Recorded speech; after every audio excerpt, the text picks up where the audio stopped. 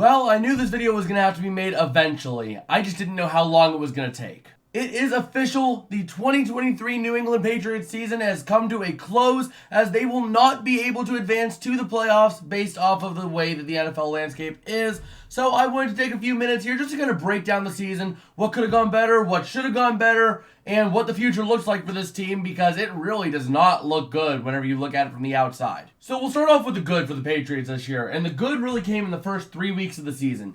You played up to the Eagles, you lost by 5. You played up to the Dolphins, you lost by 7.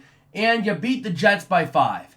And another bright spot of the season, the defense shined. Your defense looked absolutely stellar, and you proved that you made a great draft pick in Christian Gonzalez. Now, were there other more pressing needs?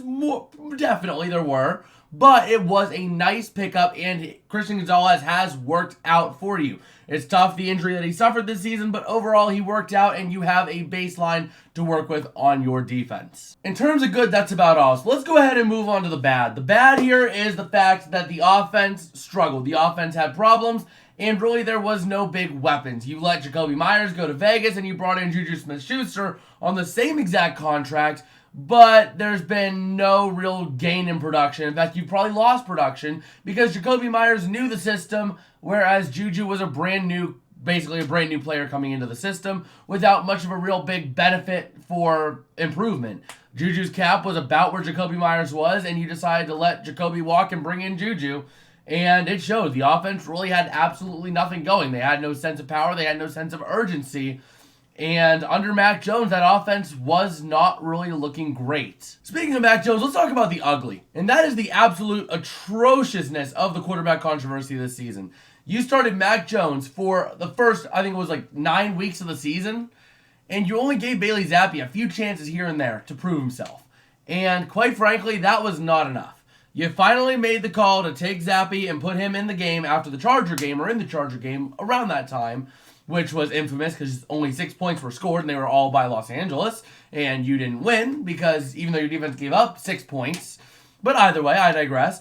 The fact that you didn't decide to make the swap sooner when your season was more salvageable to Bailey Zappi really goes to show the lack of confidence that this team had in any quarterback on that roster.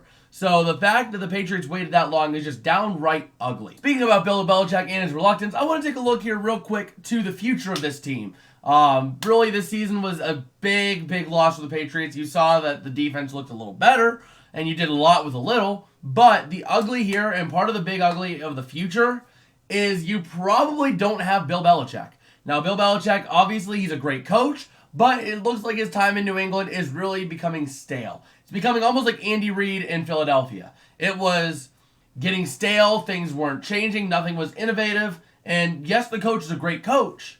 I mean, as evidenced by the fact that Andy went over to Kansas City and started winning Super Bowls and being a lot more competitive, but you're having that same exact staleness with Bill Belichick in New England. I think it's time for a change of scenery. Now, that will set New England potentially back a while because they're going to need to get a new coach and find someone who is a bona fide winner, which is not always guaranteed to happen your first or second time.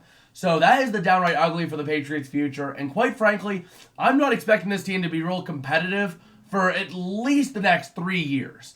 Because this team, there's definite parts that they have, but overall, I feel like the team is just not going to have cohesion until at least 2-3 years down the line when they'll finally start being more competitive again.